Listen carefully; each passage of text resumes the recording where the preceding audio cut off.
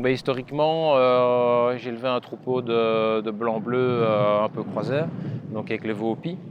Et puis alors, avec le début de la conversion au bio, donc d'abord avec les volailles et puis ensuite avec les cultures, est venue la question de voir si on passait l'ensemble de la ferme en bio, avec la grosse contrainte que pour passer l'élevage bovin en bio, on a droit à maximum 20% de césarienne, donc à ce moment-là, je devais changer de race.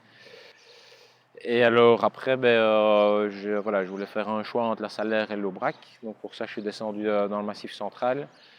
Et alors ça, moi, le ressenti que j'en ai eu, l'impression, donc j'avais l'impression que l'Aubrac était un peu plus fine. Et voilà, je pense que c'est assez subjectif aussi. Moi, l'Aubrac me plaisait mieux. Et alors en étant là dans le Cantal, donc des agriculteurs m'ont conforté en disant que dans les périodes de sécheresse, l'Aubrac passait nettement mieux, les périodes où les fourrages étaient plus pauvres que la Salaire. Au début, l'idée était de garder quand même quelques blancs bleus, puisqu'on a droit à 20% de césarienne en bio. C'est-à-dire que c'est une viande qu'on connaissait, on était très contents. Et après les premiers colis d'Aubrac qu'on a fait, on a eu des retours très très positifs. Et donc c'est là que la décision a été prise de travailler à 100% Aubrac. Ici j'ai un inconvénient, donc un petit peu en période hivernale, donc lié à la présence de cornes. Ici jusque maintenant le choix a été fait de laisser les cornes. Suivant dérogation, on pourrait écorner à la naissance, enfin ou après. Ce qu'il y a, c'est qu'on a besoin de beaucoup plus de place dans les bâtiments pour vraiment laisser s'exprimer le comportement naturel des animaux à l'intérieur.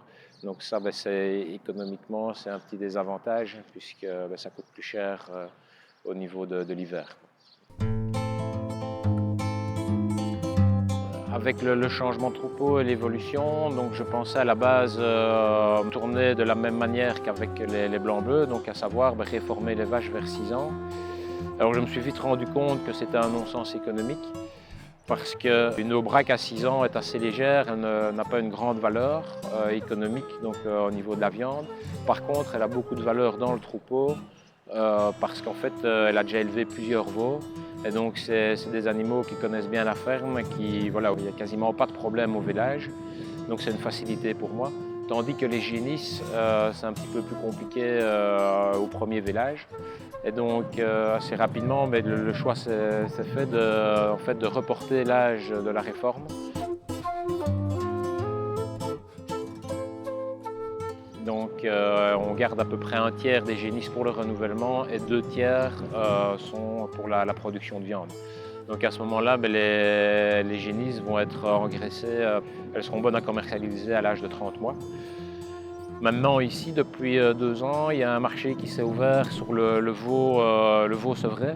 Voilà, c'est un petit peu moins intéressant avec des femelles que des mâles, puisque au sevrage, elles sont un peu plus légères que les mâles. Mais ça reste quand même une belle opportunité pour valoriser des femelles à l'âge de 8 mois.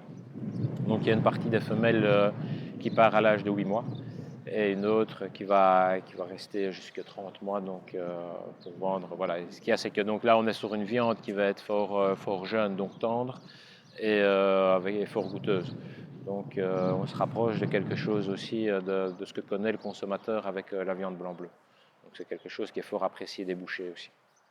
Donc ici, on vend principalement donc, de 2 manières, donc soit via un intermédiaire, donc quand je dis un intermédiaire, en fait c'est 2 coopératives, à savoir GVBOB et en direct de mon élevage.